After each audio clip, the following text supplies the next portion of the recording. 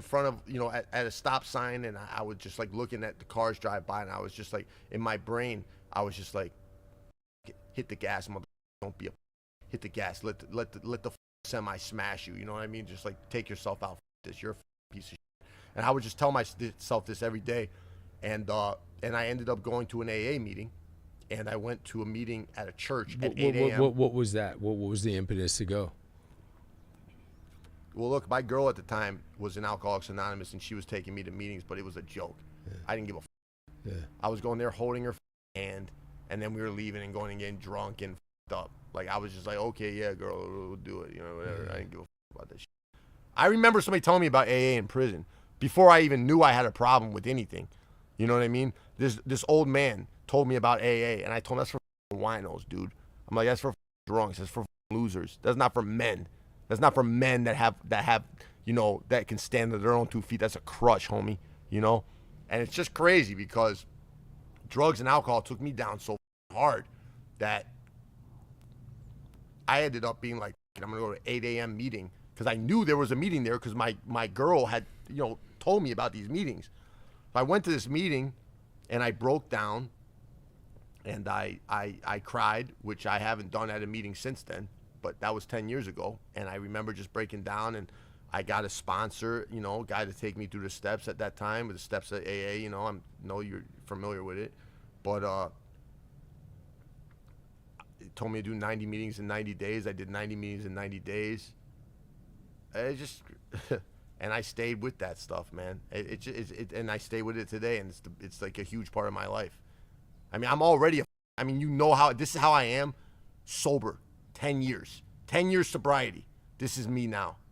And like, I just, people don't even, well,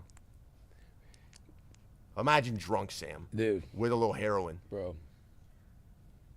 Well, I wouldn't be talking to you. Yeah. I mean, I would never know you, for one.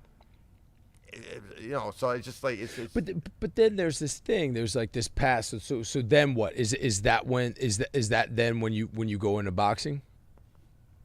So, I was doing MMA. I had 6 amateur MMA fights. I went 3-3. And the spark for you to fight was basically like, the spark for me to fight, because I was bouncing. I was bouncing at a club named La Margaritas. I was staying with a woman. La Margaritas. It was called La Margaritas. It's closed down. It was on Algonquin Street and Meacham in Rolling Meadows, Illinois. And I was staying with this girl. Excuse me. And I was being a degenerate because I wasn't paying rent, and I was living with her, and I got a job as a bouncer for $10 an hour, right? But this place was awesome. I became friends with everybody, and they let me do whatever I want. So like, I would be getting coked out in the basement, come up. I was a lazy bouncer. I was not somebody that liked to get into fights. I just happened to get into them. I actually did not enjoy. I just wanted to hang back and just chill and go get pitted out in the basement and just do me. I didn't want to deal with any nonsense, but that place that was open till 4 a.m. So when all the other places were shut down at 2 a.m., everybody came there. So you had the Latinos on the Mexican side, you had the black guys on the black side, you had all the white preppies. Everybody's drunk, getting in bullshit. Yeah. And I gotta be like, yo, be cool. And I'd be, hey, come on, man, like, you gotta go, man. Because somebody would be like, hey, Sammy, you gotta get this guy out of here. Hey, you gotta go, partner. No, bro, I ain't going nowhere. I'm like, listen, bro, check this out. I don't want to touch you. I don't give a about this. It's not going to end good for you, bro. Do you really want us to put our hands on you? I don't want to touch you. I want nothing to do with it. Yeah. You, dog, ain't going to do. And now we're getting into it. Now, so that's how I got hired and fired twice from that place. Yeah. But nonetheless, the owner of the gym, the owner of the bar, Junior, and his brother, Victor, and their father, Don Ramon, who are incredible people. They own this bar. And so they were like, man, you should fight. And I said, I've always wanted to.